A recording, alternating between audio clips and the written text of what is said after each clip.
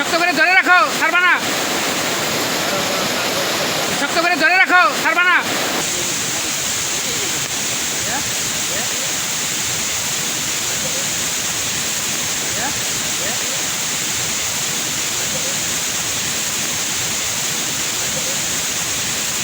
বলে এখন যে ফুটারে 3বার পার করে 3-4 ফুটার এমনি পার হচ্ছে ফুটার।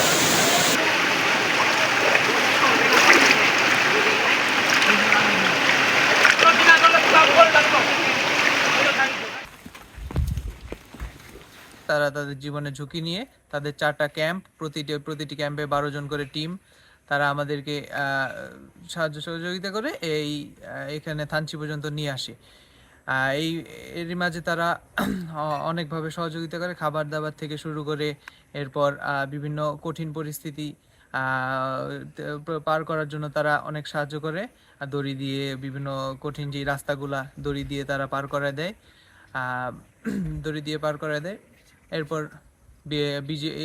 এর কারণে বিজিবিকে আমি অসংখ্য ধন্যবাদ জানাই। Lily whip shea mystic glowing body wash, secret to ultimate glow.